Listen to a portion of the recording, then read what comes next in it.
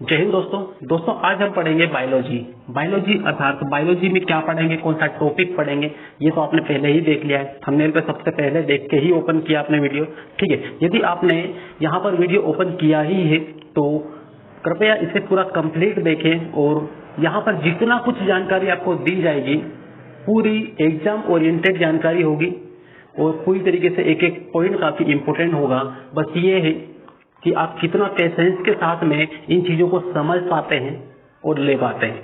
ठीक है दोस्तों, देने वाला कितना भी दे सकता है लेकिन सबसे बड़ा होता है लेने वाला, क्योंकि लेने वाले में हिम्मत होना जरूरी है कि वो यहाँ से कितनी चीजें एक्सेप्ट कर पाता है, सीख पाता है और उसे एग्जाम में इम्प्लीमेंट कर पाता है। ठीक है, तो स्टार्ट करते हैं यहाँ पर श्वसन मतलब रेस्पिरेशन।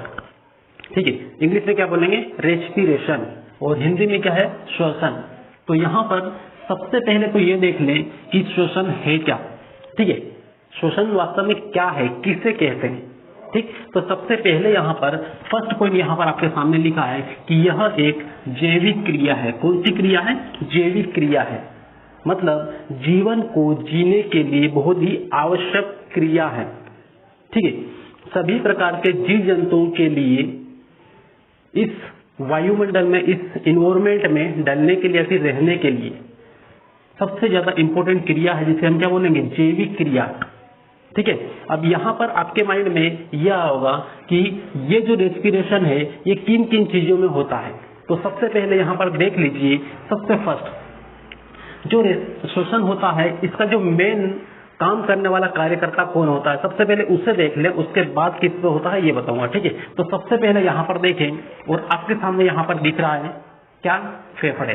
ठीक है, तो फेफड़े ये बहुत ही इंपॉर्टेंट रोल अदा करता है श्वसन में।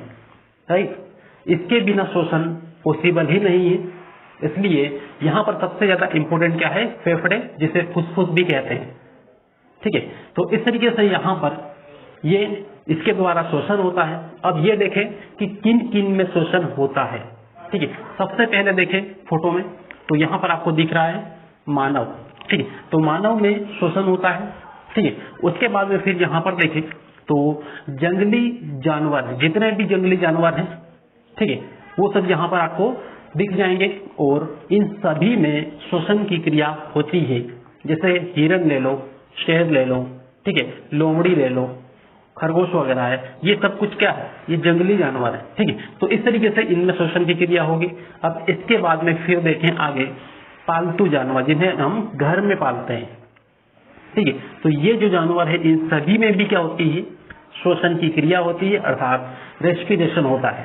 ठीक है, और इसके बाद में फिर यहाँ पर देखें जितने भी प्रकार के पेड़ पौधे यहाँ पर आपको दिख रहे हैं, इन पेड़ पौधों में भी श्वसन की क्रिया मतलब रेस्पिरेशन होता है। ठीक है, यहाँ पर एक बात ध्यान रखने वाली सबसे ज्यादा इंपॉर्टेंट बात है, वो ये है कि जो जीव जंतु है अर्थात मानव है या फिर जो जीवित जीव है, इनमें श्वसन एक ही टाइप से होता है, मतलब से कि मेन एक ही प्रकार से होता है। ठीक है, जैसे दिन में श्वसन करते हैं वैसे ही नाइट में श्वसन करते हैं।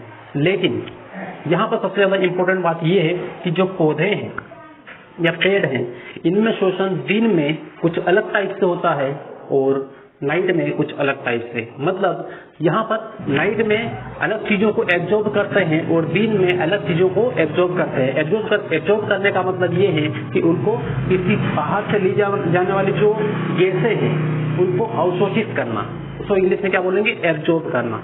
राइट, तो ये है। तो पौधों के यहाँ पर डायग्राम आप देख सकते हैं, एक तरफ नाइट का और एक तरफ दिन का। तो दिन में क्या होता है कि दिन में सूर्य का प्रकाश उसके ऊपर, पौधों के ऊपर जब गिरता है तो उसमें फोटोसिंथेसिस की क्रिया होती है। कौन सी? फोटोसिंथेसिस की क्रिया होती है दिन में, मतलब प्रकाश संश्लेषण की क्रिया होती है दिन में। ठीक है, जिसमें कार्बन डाइऑक्साइड, जल और सूर्य का प्रकाश लिया जाता है पौधों के द्वारा और ऑक्सीजन का निर्माण होता है। ठीक है, दिन में क्या होता है? ऑक्सीजन का निर्माण होता है, उसके बाद में जल बाहर निकलता है वाष्पोत्सर्जन के द्वारा। ठीक, तो इस तरीके से वो अपना भोजन बनाते हैं। लेकिन नाइट में आप देखें यहाँ पर, तो नाइट में क्या होता है? सूर्य की रोशनी नहीं होती, सूर्य की किरणें वहां पर नहीं गिरती है। ठीक है, तो नाइट में अंधेरा होता है, कभी कभी चंद्रमा होता है, तो इस तरीके हल्की फुल्की जो लाइट होती है। ठीक है, तो उसमें क्या होता है, उसमें बीम के जस्ट अपोजिट क्रिया होती है। बीम में ऑक्सीजन को बाहर निकालते हैं पौधे और कार्बन डाइऑक्साइड को ग्रहण करते हैं। लेकिन नाइट में क्या होता है कि नाइट में होता है कि जो कार्बन डाइऑक्साइड है उसको बाहर निकालते हैं, ठीक है, उसको छोड़ते हैं, उत्सर्जित करते हैं और ऑक्सीजन को ग्रहण करते हैं। ठीक, तो इस तरीके से यहाँ पर इनकी जो प्रक्रिया होती है, मतलब सिंपल सीधे सीधे बोले तो जितने भी पेड़ पौधे हैं वो दिन में ऑक्सीजन को बाहर निकालेंगे, मतलब क्रिएट करेंगे, ठीक है, उत्सर्जित करेंगे, और नाइट में कार्बन डाइऑक्साइड उत्सर्जित करेंगे। ठीक है, तो इस तरीके से यहाँ पर इनकी इन चीजों में पूरा श्वसन की क्रिया होती है। राइट, अब बढ़ते हैं आगे और अब यहाँ पर देख लें, फर्स्ट पॉइंट तो हमने यहाँ पर समझ लिया, देख लिया पूरा कंप्लीट। उसके बाद में सेकेंड पॉइंट को देखें और सेकेंड पॉइंट क्या दिया है ये देख ले। तो सेकेंड पॉइंट में इसमें क्या दिया है, शर्करा, इसमें शर्करा और वसा का ऑक्सीकरण होता है। ठीक है, शर्करा और वसा का ऑक्सीकरण होता है किसमें, श्वसन की क्रिया में। अब ऑक्सीकरण का मतलब क्या होता है, यदि आपको पता है ऑक्सीकरण का मतलब तो आप ये पॉइंट को समझ सकते हो। ठीक है, और यदि ऑक्सीकरण का मतलब पता नहीं है तो दोस्त आप इस पूरे पॉइंट को नहीं समझ पाओगे। तो सबसे पहले यदि आपको पता है तो बहुत अच्छी बात है, नहीं पता है तो देख ले, यहाँ पे समझ ले, इसको बता रहा हूं मैं। तो ऑक्सीजन को, जिसको हम इंग्लिश में बोलते हैं ऑक्सीडेशन, क्या बोलते हैं, ऑक्सीडेशन। हो सकता है यहाँ पर नहीं दिख रहा हो आपको, रेड से मैंने लिखा है, तो केवल जो बोल रहा है उसको समझ लें। ये ऑक्सीकरण को इंग्लिश में क्या बोलेंगे, ऑक्सीडेशन। ठीक है, और इसका मतलब क्या होता है, ये कौन सी क्रिया है। ठीक है, तो सिंपल आम वे में यदि बोले तो ऑक्सीकरण वह क्रिया है जिसमें किसी भी बड़े पदार्थ को एकदम छोटे छोटे टुकड़ों में तोड़ दिया जाता है या बहुत बारीक कर दिया जाता है। ठीक है, जैसे मान लो कि कोई ऑक्सीडेशन की क्रिया नॉर्मली आप देख सकते हैं, अपने अंदर भी देख सकते हैं, अपने अंदर तो देख नहीं सकते, लेकिन जो लोहा होता है उसमें हवा और पानी की उपस्थिति में ऑक्सीडेशन की क्रिया, मतलब ऑक्सीकरण की क्रिया होती है। ठीक है, आप लोगों ने सभी ने देखा है ऑक्सीकरण की क्रिया लोहे पर कैसे होती है। जब लोहा पानी में होता है और हवा के संपर्क में आता है तो उसके ऊपर जंग लगता है। ठीक है, जंग लगता है, और जब जंग लगता है तो उसके ऊपर जब हम उंगली से घिसेंगे उसको थोड़ा सा, तो वहां पर पीला पीला या लाल लाल इस तरीके से मिट्टी के रूप में वो बाहर निकल के आएगा। ठीक है, मतलब जो लोहा था इतना टाइट, इतना कठोर था, वो एकदम बिखर रहा है, धीरे धीरे बिखरने लगेगा। ठीक है, तो इस तरीके से जो कठोर चीज है, मजबूत चीज है, उसको एकदम बारीक बारीक टुकड़ों में तोड़ देना, वो ही क्या है, ऑक्सीकरण ही है। ये श्वसन में किस तरीके से ये काम करता है, तो ये देख लें। श्वसन में क्या होता है कि जब हम बाहर से कोई खाना खाते हैं, ठीक है, भोजन करते हैं, तो उसमें होता है शर्करा, ग्लूकोज होता है। ठीक है, तो ग्लूकोज और अंदर बॉडी के अंदर वसा भी होती है, तो उसका क्या होता है, ऑक्सीडेशन होता है, मतलब ऑक्सीकरण होता है। बाहर से भोजन बड़ा बड़ा लेते हैं, खाते हैं, ठीक है, निकल जाते हैं, लेकिन अंदर जाके क्या होता है कि अंदर पानी भी होता है, और जब हम श्वास लेते हैं तो वहां से क्या होता है, ऑक्सीजन भी अंदर जाती है। राइट, जब ऑक्सीजन अंदर जाएगी और अंदर पानी भी रहेगा तो ये आपस में क्रिया करेंगे और जो भोजन है उसको एकदम बारीक टुकड़ों में तोड़ देंगे। किसकी मदद से, तो अंदर जितने भी एंजाइम्स बनते हैं बॉडी के अंदर, उनकी मदद से। ठीक है, तो इस तरीके से इसे कहते हैं ऑक्सीकरण, बारीक बारीक टुकड़ों में तोड़ देना। मतलब ये समझ लो आटे की चक्की है, ठीक है, बड़े बड़े अनाज को अंदर डालेंगे, उसको पीस देगी, एकदम बारीक बारीक आटा बना देगी, ठीक है, गेहूं को। तो इस तरीके से ऑक्सीकरण होता है। ठीक है, तो शर्करा और वसा का ऑक्सीकरण होता है। राइट, अब इसके बाद में फिर बढ़ते हैं आगे और थर्ड पॉइंट पे आए। ठीक है, थर्ड पॉइंट में देख ले, यहाँ पर जब भी किसी चीज का ऑक्सीकरण होता है तो डेफिनेटली वहां से क्या निकलता है, एनर्जी निकलती है और कुछ वेस्ट पदार्थ निकलता है। ठीक है, नॉर्मली आपको समझने के लिए बता दे रहा हूं। फॉर एग्जाम्पल आप ले लो बाइक को। ठीक है, बाइक में जब पेट्रोल डलवाते हैं तो पेट्रोल केवल अकेले पेट्रोल डलवाने से कुछ भी नहीं होता है। ठीक है, अधिकतर लोग 90% लोग यही समझते हैं कि गाड़ी में जब पेट्रोल होता है तभी गाड़ी चलेगी, लेकिन ऐसा नहीं है। गाड़ी में पेट्रोल है तो भी गाड़ी नहीं चलेगी यदि उसके अंदर एयर नहीं जाती हो। या उसको ऑक्सीजन नहीं मिलती हो। ठीक है, जब भी कोई गाड़ी होती है तो उसके साइड में आपने देखा होगा मोटरसाइकिल के साइड में जो कागज के बड़े कागज के इस तरीके के लगे होते हैं। ठीक है, तो वहां से वो एयर के लिए ही लगाते हैं ताकि एयर वहां से जाए, जो भी कचरा है वो वहां पर रुक जाए और एयर अंदर प्रवेश कर जाए। और एयर जब अंदर प्रवेश करेगी तो पेट्रोल से मिलेगी, और पेट्रोल से जब मिलेगी तो वहां पर क्या होगा, जो बैटरी लगी होती है गाड़ी में, उससे जब स्पार्क होगा तो उसमें अंदर की साइड क्या होगा, कंबशन होगा तो वहां पे पेट्रोल जलेगा। जब पेट्रोल जलेगा तो उसमें एनर्जी मिलेगी, एनर्जी निकलेगी, ऊर्जा निकलेगी, जिससे गाड़ी आगे बढ़ेगी। लेकिन उसी जब पेट्रोल जलेगा तो उसमें वेस्ट पदार्थ भी निकलेगा जो धुएं के रूप में बाहर निकलता है। ठीक है, तो ठीक इसी टाइप से यहाँ पर मानव में या पेड़ पौधों में सभी प्रकार के जीव जंतुओं में ये क्रिया जब होती है ऑक्सीकरण की, तो उस टाइम कुछ एनर्जी क्रिएट होती है, एनर्जी निकलती है और कुछ वेस्ट पदार्थ निकलता है। ठीक है, तो इस तरीके से ये होता है। तो यहाँ पर वेस्ट पदार्थ के रूप में यहाँ पर क्या निकलता है, तो यहाँ पर कार्बन डाइऑक्साइड श्वास लेते हैं हम, तो उसमें 3 गैसें मुख्य तौर पे अंदर जाती है। ठीक है, और उसमें जो बाहर निकलने वाली प्रमुख गैस है, ज्यादा बन के निकलने वाली गैस है, वो है कार्बन डाइऑक्साइड। बहुत कम मात्रा में अंदर प्रवेश करती है लेकिन बाहर बहुत ज्यादा मात्रा में कम, लगभग से कि उसका 3-4 गुना बंद बाहर से जो डबल होके ना बाहर निकलती है। ठीक है, तो इस तरीके से ऑक्सीकरण की क्रिया में, श्वसन की क्रिया में कार्बन डाइऑक्साइड हमारे शरीर से बाहर निकलती है और शरीर को क्या मिलती है, ऊर्जा मिलती है। किस रूप में, तो एटीपी के रूप में। किस रूप में, एटीपी के रूप में। बहुत बेहतर तरीके से समझना है यहाँ पर एक एक पॉइंट को। ठीक है, तो देखें एटीपी के रूप में यहाँ पर एनर्जी मिलेगी। तो यहाँ पर कई बार इस एटीपी का फुल फॉर्म भी पूछ लिया जाता है कि एटीपी का फुल फॉर्म क्या होता है। ठीक है, तो एटीपी का फुल फॉर्म होता है एडिनोसिन ट्राइफॉस्फेट। एडिनोसिन ट्राइफॉस्फेट, यहाँ पर आपको लिख देता हूं मैं, एडिनोसिन एटीपी। ठीक है, एटीपी। तो adenosine triphosphate, phosphate, THO phosphate. ठीक है, ये होता है। ठीक है, ये इसका फुल फॉर्म होता है किसका, एटीपी का। और इसी रूप में एनर्जी हमारे शरीर में बनती है। ठीक है, और अधिकतर कहाँ बनती है एनर्जी, तो ये हमारे शरीर का ऊर्जा ग्रह किसे कहते हैं, यदि आपको ये पता है तो आपको पता चल जाएगा कि एनर्जी अधिकतर कहाँ बनती है। ठीक है, तो हमारी बॉडी के अंदर सेल होता है, मतलब कोशिका होती है, कोशिका के अंदर माइटोकॉन्ड्रिया होता है और माइटोकॉन्ड्रिया ही एनर्जी को बनाने का काम करता है। इसीलिए कोशिका का ऊर्जा ग्रह माइटोकॉन्ड्रिया को ही कहते हैं। राइट, तो इस तरीके से यहाँ पर ये 3 पॉइंट कंप्लीट हुए। और चौथा पॉइंट नॉर्मली है, बहुत ज्यादा इंपॉर्टेंट नहीं है, जो हमने डिस्कस कर लिया है। ठीक है, सबसे पहले यहाँ पर ऊर्जा उत्पादन हेतु आवश्यक प्रक्रिया है।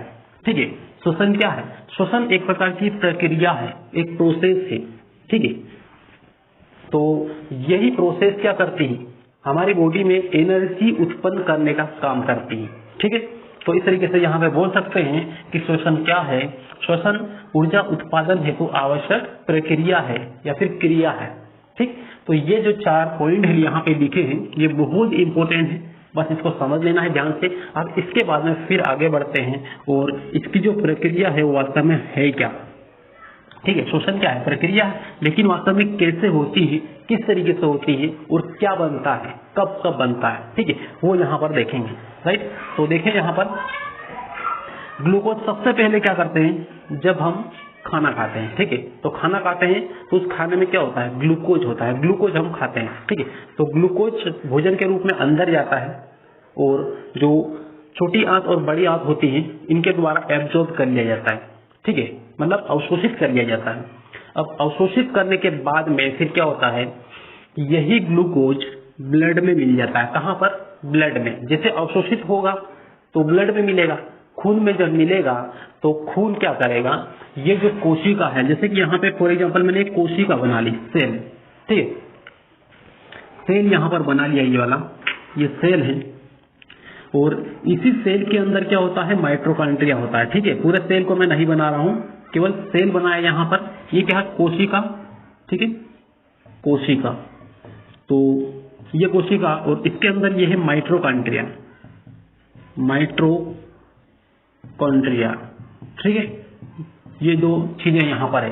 तो जब ये जो ग्लूकोज है, जो छोटी आंत और बड़ी आंत इनको द्वारा अवशोषित किया जाता है, अवशोषित करने के बाद में जब ब्लड में मिलता है तो ब्लड ही इसको क्या करता है, ग्लूकोज को लेके कहाँ पर जाता है, इस ग्लूकोज को लेके जाता है सेल के पास, ठीक है, सेल के पास क्या, ग्लूकोज, ग्लूकोज ये जाएगा कहाँ पर, सेल के पास, किसके द्वारा, तो ब्लड के द्वारा, किसके द्वारा, ब्लड के द्वारा यहाँ पर जाएगा।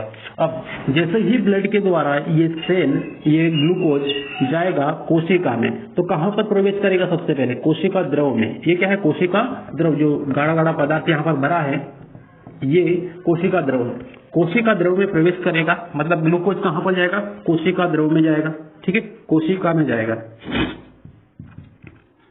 कोशिका द्रव में, ठीक, कोशिका द्रव में जाएगा ये। तो कोशिका द्रव में जब जाएगा तो इसमें यहाँ पर क्या होगा, ये देखें। तो ये जो ग्लूकोज जैसे इंटर करेगा कोशिका द्रव में, तो कोशिका द्रव में उसका क्या होगा, विखंडन होगा, मतलब टूटेगा अलग अलग टुकड़ों में। लेकिन ये जो विखंडन होगा, अलग अलग टुकड़ों में टूटेगा, ये बहुत ज्यादा नहीं टूट पाएगा, ठीक है, बहुत ज्यादा बारीक टुकड़ों में नहीं टूट पाएगा, जिसकी वजह से वहां पर क्या होगा, ग्लूकोज से बन जाएगा पाइरूवेट। क्या बनेगा, ग्लूकोज से पाइरूवेट। किसमें बनता है, कोशिका द्रव के अंदर, किसके अंदर, कोशिका द्रव के अंदर बनेगा, ठीक है। तो इस तरीके से यहाँ पर ये पाइरूवेट बना। अब कोशिका द्रव को कई बार से लिख देते हैं साइटोप्लाज्म, क्या बोलते हैं, साइटोप्लाज्म, साइटोप्लाज्म, ठीक है, साइटोप्लाज्म, कोशिका द्रव। तो इसको दोनों इंग्लिश नेम भी याद रखना है इसका, साइटोप्लाज्म। तो इस तरीके से इस प्रोसेस के द्वारा यहाँ पर कोशिका द्रव के अंदर क्या बना, तो कोशिका द्रव के अंदर यहाँ पर बना पाइरूवेट। क्या बना, पाइरूवेट, पाइरूवेट, ठीक है।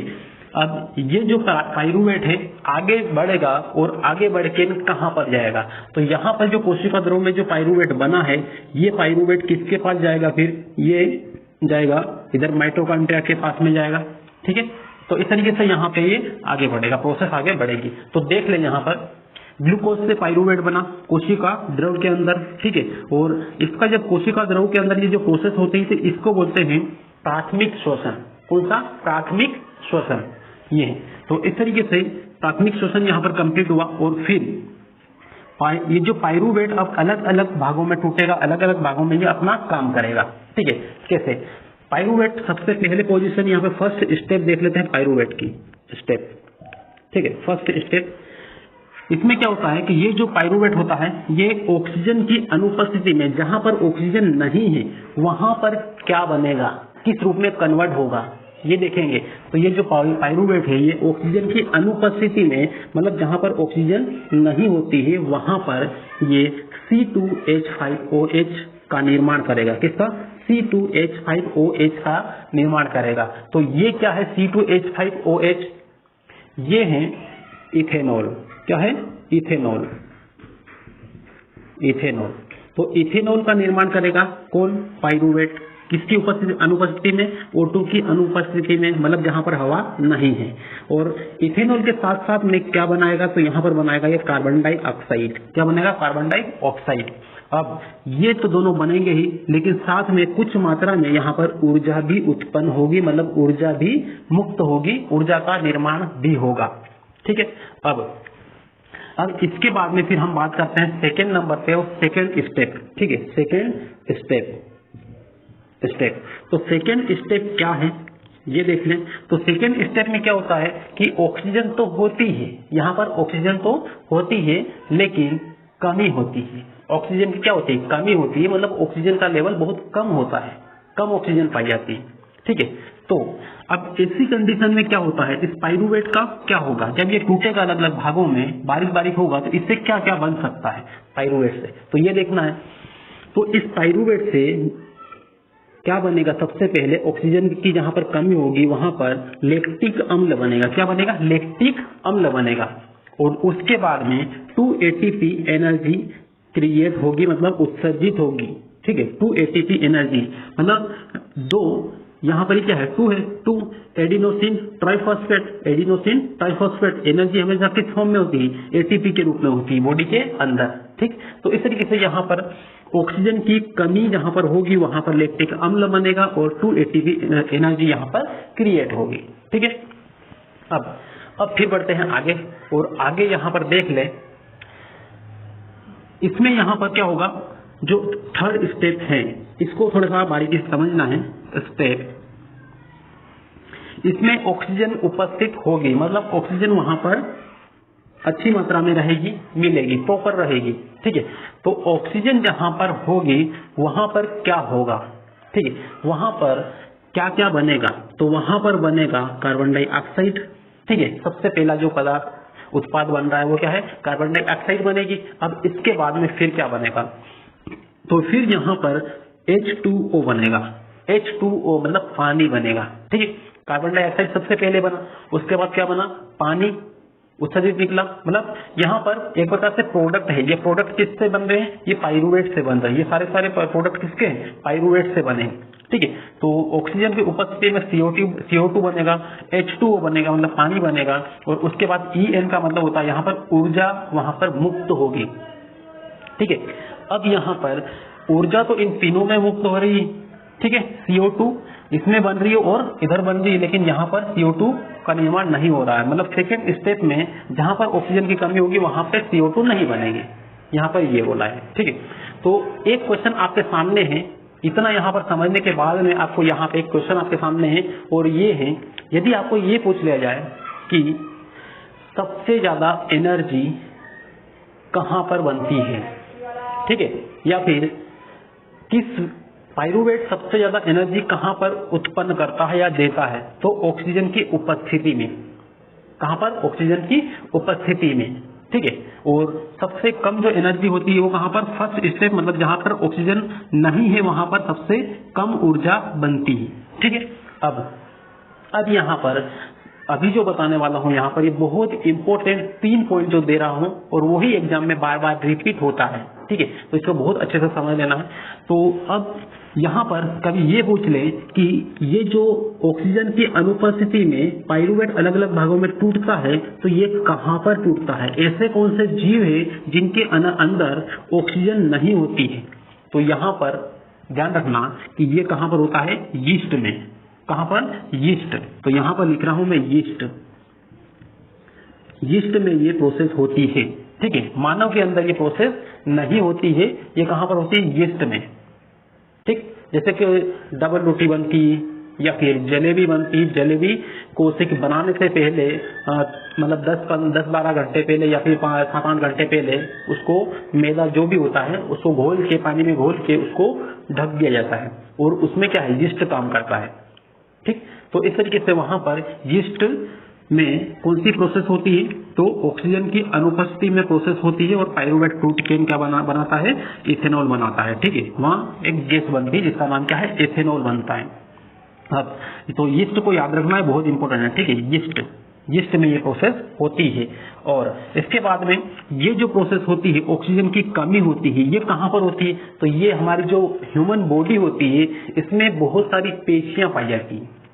ठीक है, बहुत सारी पेशियां पाई जाती है, और इसी हमारी पेशियों के अंदर ऑक्सीजन की कमी होती है, जिसके कारण उसमें क्या बनता है, लैक्टिक अम्ल बनता है। ये हाथ पैर पूरे बॉडी में पाया जाता है। ठीक है, तो वहां पर क्या बनता है, लैक्टिक अम्ल पाया जाता है। अभी फॉर एग्जांपल मैं खड़ा हूँ, काफी टाइम से मान लो खड़ा हूँ मैं, ठीक है, एक जगह बहुत टाइम से खड़े हैं, मान लो 1 घंटा हो गया, 2 घंटा हो गया, 2.5 घंटा हो गया, 2-3 घंटा तक एक जगह यदि खड़े रहेंगे तो आपका जो पाँव है वो दर्द करने लग जाएंगे। ठीक है, दर्द उठने लग जाएगा। क्यों, क्योंकि वहां पर लैक्टिक अम्ल जमा होना स्टार्ट हो जाएगा, ऑक्सीजन की वहां पर कमी होना स्टार्ट हो जाएगी। ठीक है, जैसे कि खड़े हैं तो उसमें पैर के अंदर जो नीचे ब्लड तो जा रहा है, लेकिन ऊपर उतने फ्लो से वो नहीं आ पा रहा है, तो वहां पर क्या होगा, वहां पर पूरी तरीके से ऑक्सीकरण की क्रिया नहीं हो पाएगी, और पाइरूवेट से क्या बन जाएगा, लैक्टिक अम्ल बन जाएगा। ठीक है, पाइरूवेट से क्या बनेगा, लैक्टिक अम्ल बन जाएगा, और यही लैक्टिक अम्ल जब पैरों में जमने लगता है, नीचे पैर या हाथ में कहीं भी, तो वहां पर दर्द उठने लग जाता है। ठीक है, तो कई लोग ऐसा बोलते हैं कि काफी टाइम से कि खड़े हैं तो पैर दर्द कर रहे हैं या फिर हाथ दर्द कर रहे हैं, तो इस तरीके से होता है, ठीक है। लेकिन साथ में कुछ मात्रा में यहाँ पे 2 ATP एनर्जी बनती है। ये किस में बनती है? तो ये हमारी पेशियों में। कहाँ पर? पेशियों में। यहाँ पर ब्लैक पेन से लिख देता हूं मैं, पेशियां, पेशियों में, ठीक है, पेशियों में। तो ये हो गया। तो सबसे फर्स्ट वाली प्रोसेस कहां पर होगी? यहाँ पे इथेनॉल कहां पर बनेगा? यीस्ट में बनेगा, यीस्ट के अंदर बनेगा, ठीक है, यीस्ट बनाएगा। उसके बाद जो लैक्टिक अम्ल, ये पेशियों में, जहां पर ऑक्सीजन की कमी होगी, ठीक है। अब सबसे ज्यादा इंपॉर्टेंट बात ये है कि ये जो सबसे ज्यादा एनर्जी उत्पन्न होगी वो कहां पर होगी? तो अभी थोड़ी देर पहले मैंने बताया था कहां पर होगी? माइटोकॉन्ड्रिया के अंदर, ठीक है। पूरी तरीके से ऑक्सीजन कहां पर होगा? माइटोकॉन्ड्रिया के अंदर होगा। तो इस तरीके से यहाँ पर माइटोकॉन्ड्रिया लिख लेंगे, ठीक है। तो ये O2 सबसे ज्यादा कहां पर रहेगी? माइटोकॉन्ड्रिया के अंदर रहेगी। तो यहाँ पर लिख लें माइटोकॉन्ड्रिया, ठीक है। माइटोकॉन्ड्रिया कहां पर होता है? माइटोकॉन्ड्रिया तो ये होता है सेल के अंदर, मतलब कोशिका के अंदर, ठीक है। तो इस तरीके से यहाँ पर दूसरा जो शोषण होता है, शोषण की दूसरी स्टेप जो कंप्लीट होती है वो इसके अंदर होती है। 2 स्टेप में होता है, एक प्राथमिक शोषण होता है, एक द्वितीय शोषण होता है। प्राथमिक शोषण किसमें होता है? कोशिका द्रव के अंदर होता है, मतलब साइटोप्लाज्म में होता है, ठीक है। और द्वितीय शोषण किसमें कंप्लीट होता है? तो वो होता है माइटोकॉन्ड्रिया के अंदर। ये स्टेप 3 स्टेप है, ये अलग है, लेकिन शोषण की जो 2 प्रक्रिया है, फर्स्ट और सेकेंड, फर्स्ट कोशिका द्रव में और दूसरा माइटोकॉन्ड्रिया में कंप्लीट हो जाती है। कोशिका द्रव में पूरा कंप्लीट नहीं होती है, उसमें क्या बनता है? पाइरूवेट बनता है, ठीक है। कोशिका द्रव में जो होती है प्रोसेस, उससे पाइरूवेट बनता है। लेकिन जब माइटोकॉन्ड्रिया में यही प्रोसेस होती है तो वहां पे ऑक्सीजन फुल मात्रा में होती है, जिसकी वजह से पूरी तरीके से वहां पर क्या होगा? उस ग्लूकोज का दहन होगा, पाइरूवेट का दहन होगा और एनर्जी फुली यहाँ पर निकल जाएगी, ठीक है। पूरी तरीके से एनर्जी यहाँ पे मिल जाएगी। और माइटोकॉन्ड्रिया में एनर्जी कितनी होती है यदि ये बोले तो यहाँ पे 38 ATP एनर्जी होती है, 38 ATP, ठीक है। तो इस तरीके से यहाँ पर एनर्जी बनेगी। और सबसे ज्यादा एनर्जी माइटोकॉन्ड्रिया के अंदर होने की वजह से माइटोकॉन्ड्रिया को कोशिका का ऊर्जा ग्रह कहा जाता है, ठीक है। आपको अच्छे तरीके से ये पता होगा, ठीक। तो दोस्तों यहाँ पर शोषण के ऊपर सबसे फर्स्ट पार्ट था ये, ठीक है, वीडियो। और इसमें बेसिक काफी इंपॉर्टेंट चीजें यहाँ पर हमने समझी और इसको सही तरीके से आपने यदि समझ लिया है तो वीडियो को एक बार और रिवाइज करके देख लें, ताकि 101% पूरा परफेक्ट हो जाए और आपका एक भी क्वेश्चन गलत ना हो, ठीक है। तो दोस्तों यहाँ पर यदि आपको लगता है ऐसा कि हाँ यहाँ पर हमने कुछ सीखा है और वास्तव में यहाँ पर मेहनत की जा रही है, तो प्लीज वीडियो को लाइक जरूर कर दें, चैनल को सब्सक्राइब कर लें और बेल आइकन जरूर दबा लें और जितना ज्यादा हो सके अपने फ्रेंड्स तक शेयर जरूर करें, ठीक है। तो दोस्तों मिलते हैं फिर नेक्स्ट क्लास में, तब तक के लिए बेस्ट ऑफ लक।